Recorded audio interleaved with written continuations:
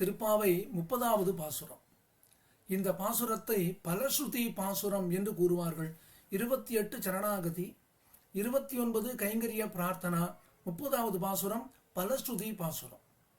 வங்கக்கடல் கடைந்த மாதவனை கேசவனை திங்கள் திருமுகத்துச் செய்யிழையார் சென்று இறஞ்சி அங்கப்பறை கொண்ட வாற்றை அணிபுதுவை பைங்கமலத் தந்தரியல் பட்டர் பிரான் கோதை சொன்ன சங்கத் தமிழ் மாலை 30 தப்பாமே இங்கு பரிசுரைப்பார் ஈரிரண்டு மால் வரைத்தோள் செங்கண் திருமுகத்து செல்வத் திருமாலால் எங்கும் திருவருள் பெற்று இன்புருவர் எம்பாவாய்.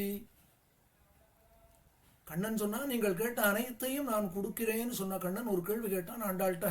பெண்ணே, இப்பொழுது நீ நோன்பு நோற்று என்னை அடைந்தாயே, இதே போல லோகத்திலே இருக்கக்கூடிய சம்சாரிகளும் என்னை வந்து அடைய வேண்டுமே என்று கேட்டவுடனே அதற்கு ஏதேனும் வழி உண்டோன்னு கேட்டான் கண்ணன்.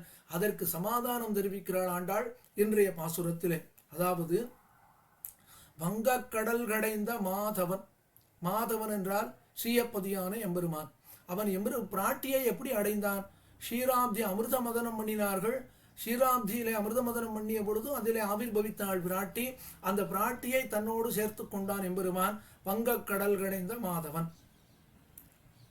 அவன் யாரு? அவன்தான் கேசவன்னா, அழகான கேசங்களோடு இருப்பவன்.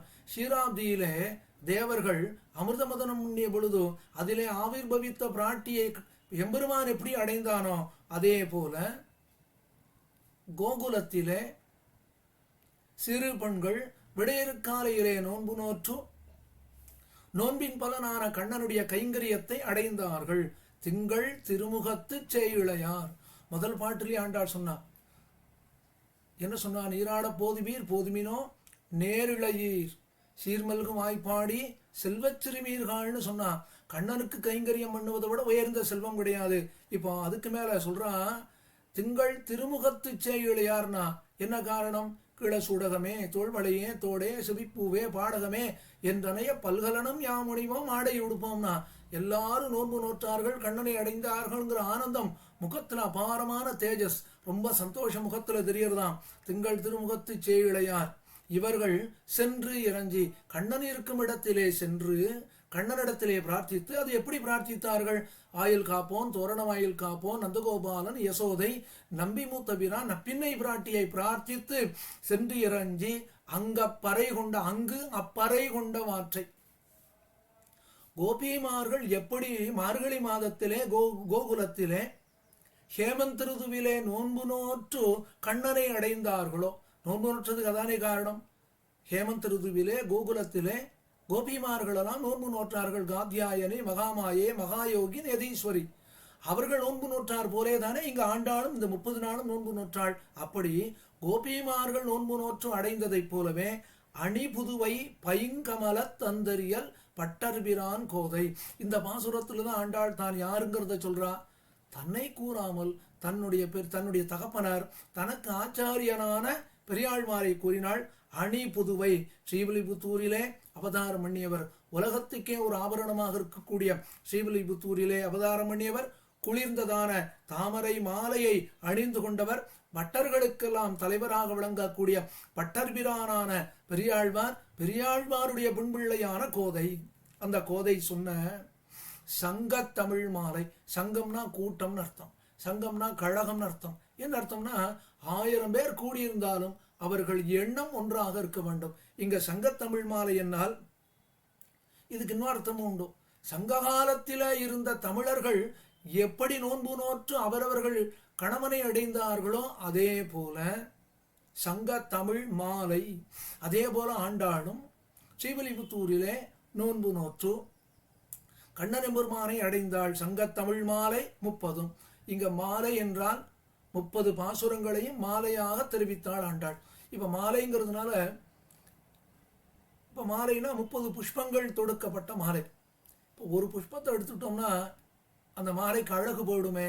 அப்போ விடாம 30 புஷ்பங்களையும் சேர்த்து அனுபவிக்க வேண்டும். அப்படி 30 ஒன்று விடாமல் தப்பாமே, ஒரு பாசுரத்தையும் விடாமல் அதனுடைய அர்த்தத்தை அறிந்து கொண்டு இங்கு இப்பரிசுரைப்பார். இவ்வாறு 30 பாசுரங்களையும் அர்த்தத்தோடு ஆண்டாள் நோன்பு நோற்றாள். இல்லை இல்லை, கோபிமார்கள் நோன்பு நோற்றார்கள். ஆண்டாள் அதை அனுகாரம் பண்ணினாள். நாம் ஆண்டாள் அனுகாரம் பண்ணினாள் என்று அனுபவிக்கிறோமே. இங்கு இப்பரிசுரைப்பார்.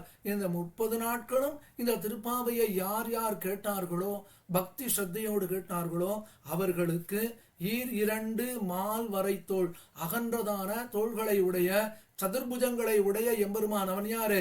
செங்கண் திருமுகத்து. கீழேயே முதல் பாட்டிலேயே சொன்னா நாராயணன் யாரு? முதல் பாட்டில் என்ன சொன்னார்? நந்தகோபன் குமரன் ஏறார்ந்த கண்ணி யசோதை இளஞ்சிங்கம் கார்மேனி செங்கண் அப்படின்னா கீழே செங்கண்ணு சொன்னாலே அதே போல இங்கு தெரிவிக்கிறாள். சிவந்த கண்களை உடைய செங்கண் திருமுகத்து செல்வ திருமாலால். திருமுகத்து செல்வ திருமாலால் என்னால் பிராட்டியை விட்டு ஒரு க்ஷணங்கூட பிரியாதவனான எம்பெருமான். அந்த திருமாலால் எங்கும் திருவருள் பெற்று இன்புறுவர். எங்கும் என்றால் இந்த லோகத்துல அல்லது இங்கிருந்து பரமபதம். இனி எத்தனை ஜென்மாக்கள் எடுத்தாலும் பிராட்டியோடு சேர்ந்த எம்பெருமான் திருவருளை பெற்று இன்புறுவர் என்பது ஆண்டாள் இந்த பாசுரத்திலே தெரிவிக்கக்கூடிய பலசுத்தி. ஆக இந்த 30 பாசுரங்களையும் கேட்ட இந்த கோட்டியார் அனைவருக்கும் ஆண்டாள் நாச்சியாருடைய பரமகிருபை உண்டாக வேணும், எம்பெருமானுடைய பரமகிருபை உண்டாக வேணும். இதே போன்றதான கைங்கரியங்கள் இன்னும் நன்றாக நடக்க வேண்டும் என்ற பிரார்த்தனையோடு அடியனுடைய உபன்யாசத்தை இத்தோடு முடிக்கிறேன். ஸ்ரீமத்யை விஷ்ணுச்சித்தாரிய மனோநந்தன கேதவே நந்தநந்தன சுந்தரியை கோதாயை நித்தியமங்கலம். ஸ்ரீமதே ரம்யஜாமாத்ரு முனீந்திராய மகாத்மனே ஸ்ரீரங்கவாசினே பூயாத் நித்யஸ்ரீர் நித்தியமங்கலம்.